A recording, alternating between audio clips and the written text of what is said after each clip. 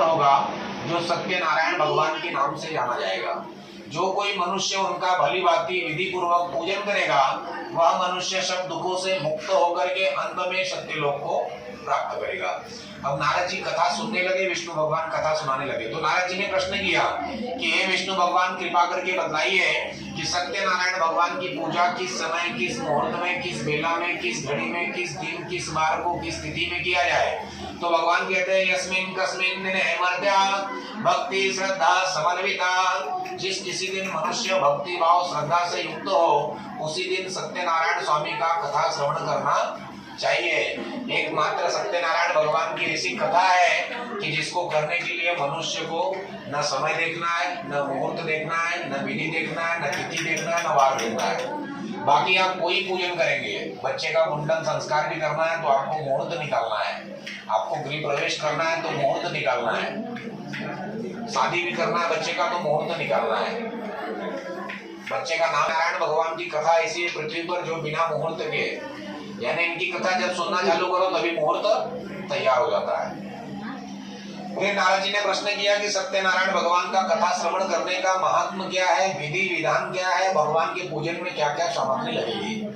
तो भगवान ने बताया सत्यनारायण भगवान का कथा जिस दिन श्रवण करना हो उसके एक दिन पहले रात्रि में भोजन ना करें, रात्रि में जल्दी सो जाए, सुबह जल्दी उठे, उठ करके दिन भर निराहार जल पीवे, भगवान का जप करे, नाम स्मरण करते करते शाम को 3 बजे सत्यनारायण भगवान की कथा प्रारंभ हो और वो पूरी होते होते कितना बज जावे, 6 बज जावे। शाम को कथा होती है ना गांव में आरती कब होती है, जब शाम को गाय लौट के घर के तरफ आने लगती है तब भगवान की आरती होती है। पूछा तो विष्णु भगवान ने बताया।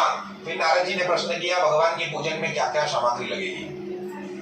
सत्यनारायण भगवान का कथा श्रवण करने के लिए लाल वस्त्र चौकी पर बिछाइए, पीला वस्त्र भगवान को अर्पण करिए, केले के पत्ते से भगवान का मंडप बनाइए, पंचामृत में डुबाकर भगवान को स्नान कराइए, रवा का प्रसाद पंजीरी बनाकर भगवान नारायण को भोग लगाइए, तुलसी पत्र से भगवान की मूर्ति को आच्छादित कीजिए, केले का फल भगवान के चरणों में अर्पण करिए। यही सत्यनारायण भगवान की कथा है। फिर नारद जी ने प्रश्न किया कि जो कोई मनुष्य आपका पूजन करेंगे तो उनको क्या फल की प्राप्ति होगी, क्योंकि ये कलयुग है, यहाँ पर काम करने के पहले मनुष्य पगार पूछ लेता है कि सेठ पगार कितना, काम मत बताओ, काम तो जो कोई रहेगा हम कर लेंगे। तो इसीलिए नारद जी ने पहले प्रश्न किया विष्णु भगवान से कि कथा ऐसा बताना जिसको करने में कम समय लगे, कम खर्च लगे और फल की प्राप्ति अधिक से अधिक हो। तो नारद जी ने बताया, नारद जी से इसलिए विष्णु भगवान ने बताया कि एक सत्यनारायण भगवान की कथा ऐसी है जिसको करने में कम समय लगता है, कम खर्च लगता है और फल की प्राप्ति अधिक से अधिक होती है।